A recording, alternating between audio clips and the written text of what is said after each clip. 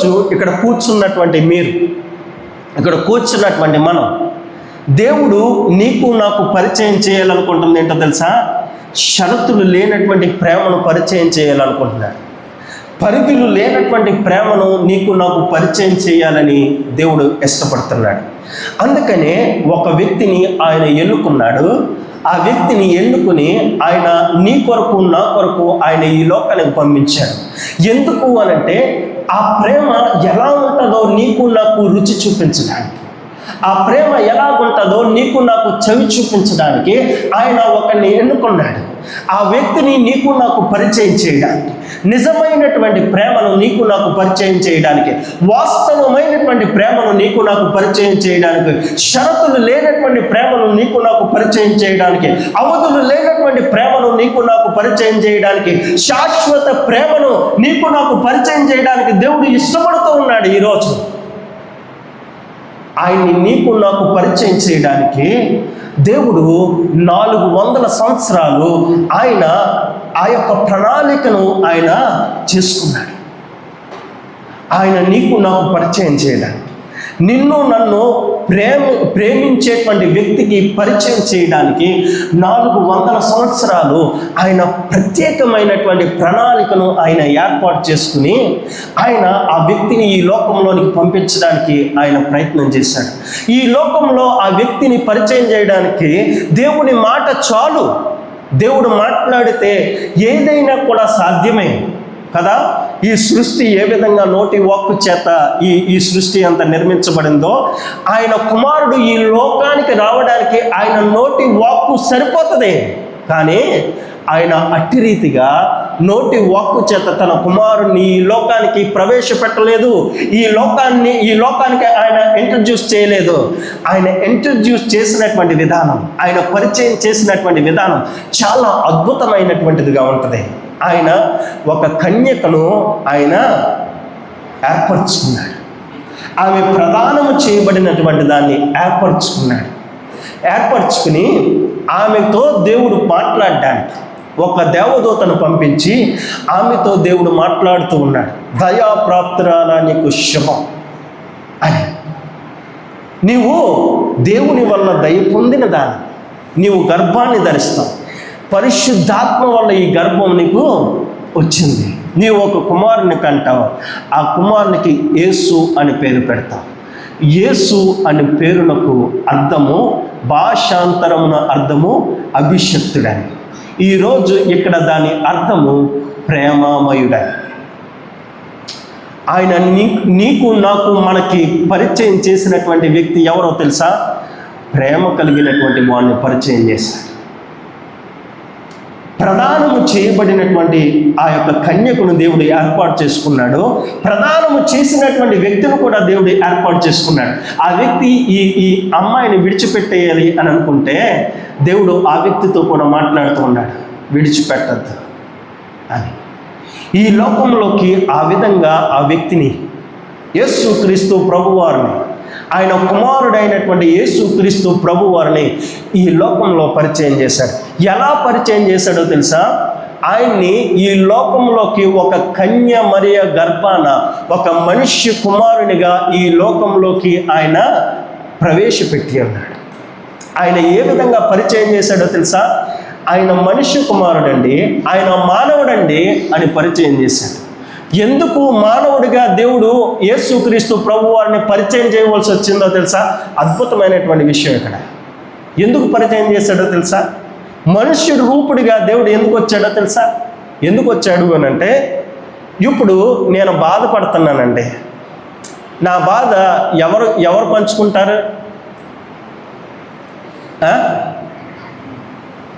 నేను మనుష్యుడినండి, నేను బాధపడుతున్నాను, నా బాధ ఎవరు చూస్తారు, ఎవరు ఆలోచిస్తారు అని అంటే, నాలాంటి ఇంకొక మానవుడు. అర్థమైందా? నాలాంటి ఇంకొక మానవుడు నేను వెళ్ళే ప్రతి దాంట్లోకి వస్తాడు. వీడు బాధపడుతున్నాడురా, ఎందుకు బాధపడుతున్నాడంట? ఓ వీడి కాలుకి దెబ్బ తగిలిందిరా, అయ్యో ఆ దెబ్బ ఎలా ఉంటుందో మనం చూద్దాం. దెబ్బను చూసేవాడెవడు? నాలాంటి వాడే. కదా.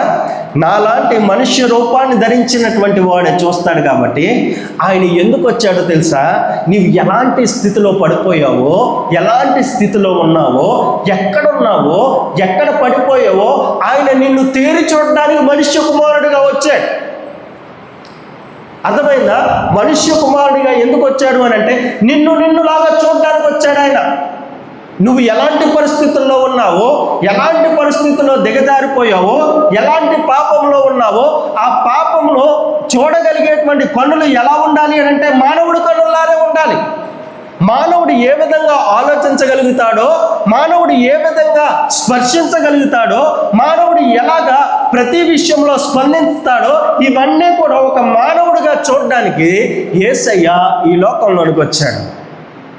అయితే మానవుని యొక్క ప్రేమ పరిధులు కలిగినటువంటిది అని అన్నాను. మరి క్రీస్తు ప్రేమ పరిధులు కానటువంటిది అని అంటా ఉన్నాను. ఆయన మానవ రూపుడిగానే వచ్చాడు, కానీ ఆయన పరిధులు దాటినటువంటి ప్రేమను చూపిస్తూ ఉన్నాడు. ఆయన షరతులు లేనటువంటి వాడిగా ఉండడానికి ఇష్టపడ్డాడు. ఏ విధంగానో తెలుసా? ఆయనలో 2 స్వభావాలు ఉన్నాయి. ఒకటి దైవిక స్వభావం, 2 మనుష్యుల స్వభావం. ఆయన ఈ లోకానికి మనుష్యుడిగా వచ్చాడు. మరి దైవత్వం ఎక్కడ ఉపయోగపడింది ఆయనకి అని అంటే ఆలోచన చేయండి. నేను బాధపడుతూ ఉన్నానని మనుషుడు గుర్తించగలుగుతాడు, కానీ నేను ఏ విషయంలో బాధపడుతున్నాను అనేటువంటి విషయం మనుషుడు గుర్తించలేడు. నేను ఏ విషయంలో బాధపడుతున్నాను, ఎంత బాధపడుతున్నాను అనే విషయం ఎవరికి తెలుసుద్దో తెలుసా? దైవత్వం కలిగినటువంటి వారికి తెలుస్తుంది. అందుకనే ఆయన ఈ లోకానికి పరిపూర్ణమైనటువంటి దైవ కుమారుడిగా, పరిపూర్ణమైనటువంటి మానవ కుమారుడిగా ఈ లోకానికి వచ్చాడు. ఈ లోకంలో మానవులు ఎలాంటి ప్రయాణాలు గుండా, ఎలాంటి మార్గాలు గుండా ప్రయాణిస్తున్నారో తన కంటితో ఆయన చూశాడు.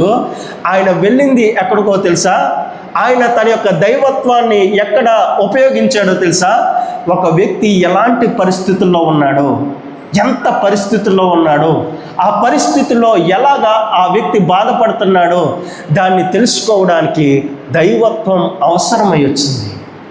అందుకనే ఆయన దైవత్వం నీ ఉన్నటువంటి పరిస్థితుల్లోనికి వచ్చి నీ పరిస్థితిని చక్కబెట్టేటువంటిదిగా మారింది. నీ పరిస్థితిని ఆయన ఆలోచించే విధంగా మారింది. నీ పరిస్థితికి ఆయన సమాధానం ఇచ్చేటువంటిది విధంగా మారింది. నీ పరిస్థితుల్లోనికి వచ్చేటువంటి ప్రేమది. నీ పరిస్థితుల్లోనికి వచ్చాడాయన. పరిస్థితుల్లోనికి రావడం అని అంటే మీకు ఇది బాగా అర్థం కావడానికి 2 ఉదాహరణలు నేను మీకు చెప్తాను. బైబిల్ గ్రంథంలో యోహాను సువార్త 11వ అధ్యాయంలో మార్తా, మరియా, లాజరు కనిపిస్తారు. అయితే లాజరు అనారోగ్యవంతుడిగా ఉన్నాడు, రోగిగా ఉన్నాడు. అయితే యేసయ్య వేరొక చోట ఉంటే అప్పటికే ఈ లాజరు చనిపోయాడు. మార్తా, మరియా ఇంటి దగ్గర కూర్చుని ఏడుస్తూ ఉన్నారు. యేసుక్రీస్తు ప్రభువుల వారు ఎక్కడో ఉన్నారు, ఆయనకు తెలుసు. ఏమన్నా తెలుసా? ఆల్రెడీ లాజరు చచ్చిపోయాడు అని. ఆయన అన్నాడు, ఇదిగో లాజరు నిద్రించుచున్నాడు, మనం వెళ్ళి లేపాలి అని తన శిష్యులతో. అంటే నిద్రిస్తే మనం లేపొచ్చండి, చచ్చిపోతే మనం లేపలేములే అన్నట్టుగా మాట్లాడారు. బాగానే ఉంది. చనిపోయాడు అన్నటువంటి విషయం తెలిసిన తర్వాత 2 రోజుల తర్వాత ఆయన ప్రయాణమై వస్తూ ఉంటే మార్తా పరుగు పరుగున దేవుడి దగ్గరికి వెళ్ళి యేసుక్రీస్తు వస్తున్నాడని తెలిసి ఆయన దగ్గరికి వెళ్ళి, అయ్యా నీవు ఇక్కడ ఉంటే నా సహోదరుడు బ్రతుకుండేవాడయ్యా, చనిపోయాడయ్యా అని అంటే ఆయన మాట అన్నాడు. ఏంటో తెలుసా? నన్ను నమ్మి విశ్వసించినటువంటి వాడు చనిపోయినా మరలా లేస్తాడు అని అంటే మార్తా అనుకుంది, పునరుద్ధానంలోనే ఆయన లేస్తాడులే, ఈ మాటగా ఆయన చెప్పాడు అని అనుకున్నది. దాని తర్వాత మరలా మరియాని పిలిచాడు యేసుక్రీస్తు ప్రభు. మరియా వచ్చింది. మరియా వచ్చి కూడా అదే మాట మాట్లాడింది, అయ్యా మీరుంటే ఇక్కడ ఉంటే నా సహోదరుడు బ్రతికేవాడండి, చనిపోయాడు అని అంటే వారిద్దరూ ఏడుస్తూ ఉన్నారు, గుక్కపట్టి ఏడుస్తూ ఉన్నారు. ఇలాంటి సందర్భంలో యేసయ్య వచ్చి వారితో పాటు మనోవేదనకు గురై ఆయన ఏం చేస్తున్నాడో తెలుసా? యేసు కన్నీరు విడిచాను. ఎందుకు ఆయన కన్నీరు విడవలసినటువంటి పరిస్థితి వచ్చింది? ఎందుకో తెలుసా? మార్తా మరియా ఎలాంటి పరిస్థితుల్లో ఉన్నారో అలాంటి పరిస్థితుల్లోకి వెళ్ళి వారు పడుతున్న వేదన యేసుక్రీస్తు ప్రభువులు వారు చూశారు. పరిస్థితుల్లోకి వెళ్ళగలిగేటువంటి వాడు ఒక్కడే, దేవుడు మాత్రమే. నీ పరిస్థితి ఏదైనా కూడా ఆ పరిస్థితుల్లోకి వెళ్ళి నీకు సమాధానాన్ని ఇచ్చేది దేవుడు మాత్రమే. ఇంక ఎవడు కూడా పరిస్థితుల్లోనికి రాలేడు. ఏ మనుషుడు కూడా పరిస్థితుల్లోనికి వచ్చి నేను ఓదార్చలేడు. ఆలోచన చేయండి. ఆయన ఆ పరిస్థితుల్లోకి వచ్చి ఆయన ఏడుస్తూ ఉన్నాడు. ఇంకో విషయం చెప్పమంటారా? వ్యభిచారం చేత పట్టబడినటువంటి స్త్రీ యేసుక్రీస్తు ప్రభు వారు ఉన్నటువంటి చోటుకు తీసుకుని వచ్చి, అయ్యా ఇదిగో ఈమె వ్యభిచారంలో పట్టబడింది అని అంటే ఆయన అన్నాడు, మీలో పాపం చేయలేనటువంటి వాడు ఎవడైనా ఉంటే ఒక రాయండి వేయండి అన్నాడు. అక్కడ ఉన్నటువంటి వారందరూ వెళ్ళిపోయారు. ఈయన మాత్రం నేల మీద రాస్తూ ఉన్నాడు. ఏమ్మా ఏమైపోయారు వీళ్ళందరూ అని అంటే, వెళ్ళిపోయారు సార్ అని అన్నది. వెళ్ళిపోయారా? సరే నేను కూడా రాయి వేయనులే అని చెప్పి ఇక మీద పాపం చేయొద్దని వెళ్ళిపోయాడు ఆయన. ఎందు గురించి ఆయన ఈ మాట మాట్లాడాడో తెలుసా? ఆమె వ్యభిచారం చేత పట్టబడింది. ఆ పరిస్థితుల్లోకి దేవుడు వెళ్ళాడు. ఎందు నిమిత్తమై తాను వ్యభిచారం చేస్తూ ఉంటుంది? తన పొట్ట నింపుకోవడానికే కదా, తాను ఈ లోకంలో జీవించడానికే కదా, ఒక ముద్ద నోట్లోకి వెళ్ళడానికే కదా. ఈ పరిస్థితులన్నింటినీ ఆయన నిశితంగా పరిశీలించాడు. అందుకనే ఆయన కూడా ఒక రాయి వేయలేదు.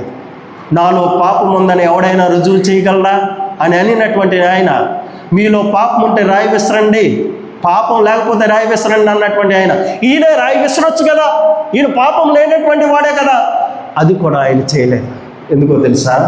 ఆయన పరిస్థితుల్లోకి వెళ్ళగలిగేటువంటి సమర్థుడు కాబట్టి.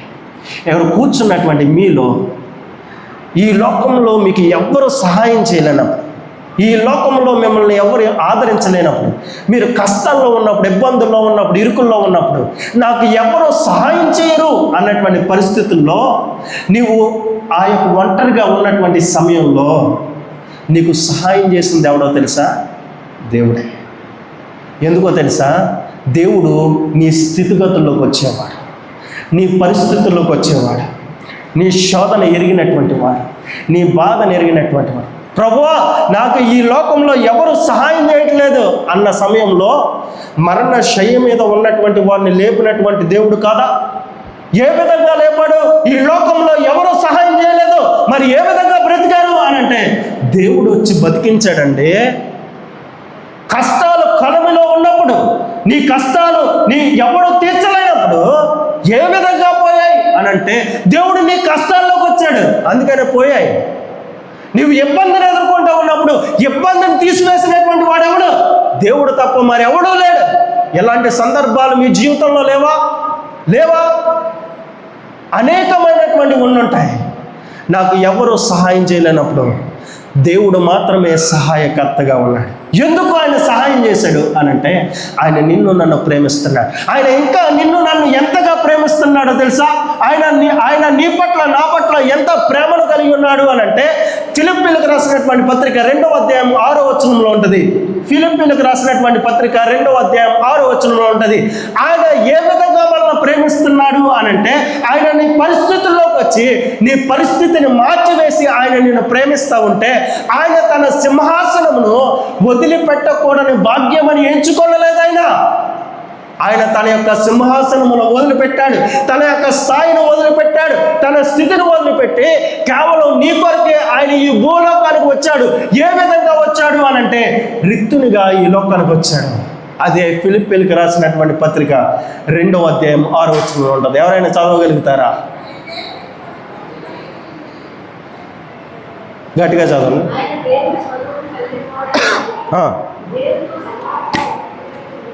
మీకు బైబిల్ ఉంటే మీరు తీసి చూడొచ్చు. బైబిల్ మూసుకుని కూర్చొని చూడమని ఎవడో అనలేదే.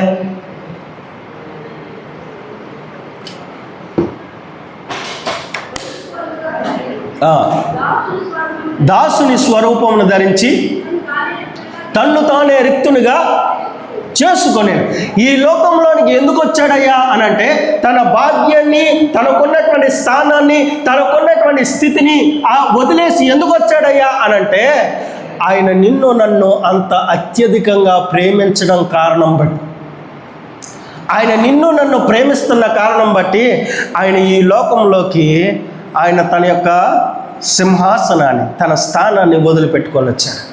అంతేకాదు ఆయన ప్రేమ ఎలాంటిదో తెలుసా?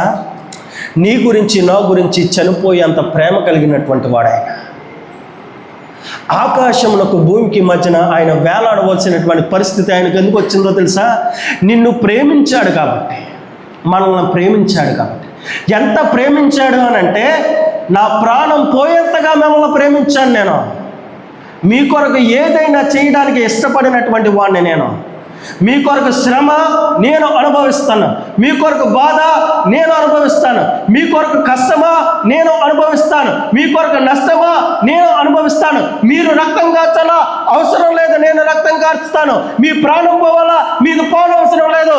నీ కొరకు నా కొరకు ఆయన ప్రాణం పెట్టినటువంటి మహనీయుడైన ఎందుకు ప్రాణం పెట్టాడు? ఎందుకు ప్రాణం పెట్టాడు అని అంటే నిన్ను నన్ను అంత అత్యధికంగా ప్రేమించాడు కాబట్టి. ఎందుకు ప్రేమించాడయ్యా అని అంటే నువ్వు అంత ఇష్టం కాబట్టి ఆయనకి, నువ్వు అంత ఇష్టం కాబట్టి ఆయనకి అట్టి రీతిగా నిన్ను ఆయన ప్రేమించాడు. ఆయన ప్రేమలో ఏం లేదో తెలుసా? ఆయన ప్రేమలో కల్మషం లేదు, ఆయన ప్రేమలో డాంబికం లేదు. ప్రేమ దీర్ఘకాలం సహించు, ప్రేమ దయ చూపించాలి. ఎవరు నిన్ను దీర్ఘకాలం సహించారో తెలుసా? ఆయనే. అందుకనే కొరింథీయులకు రాసినటువంటి పత్రిక 13వ అధ్యాయం 4వ వచనంలో ఈ మాటలు ఉంటాయి. కొరింథీయులకు రాసినటువంటి పత్రిక మొదటి పత్రిక 13వ అధ్యాయం 4వ వచనం, ప్రేమ దీర్ఘకాలం సహించును, దయ చూపించును, ప్రేమ మత్సరపడదు, ప్రేమ డంబముగా ప్రవర్తించదు, అది ఉప్పొంగదు, అమర్యాదగా నడవదు, త్వరగా కోపపడదు, అపకారము చేయదు, దుర్నీతి విషయమై సంతోషపడక సత్యమందు సంతోషించును, అన్నిటినీ తాలుకొనును, అన్నిటినీ నమ్మును, అన్నిటినీ పరీక్షించును, అన్నిటినీ ఓర్చును. ఇది అద్భుతమైనటువంటి ప్రేమ. ఇది అద్భుతమైనటువంటి ప్రేమ. ఈ ప్రేమ ఈ లోకంలో ఎవ్వరూ ఇవ్వలేనటువంటి ప్రేమ. ఈ లోకంలో మన మీద ఎవరు చూపించలేనటువంటి ప్రేమ. అద్భుతమైనటువంటి ప్రేమ అది.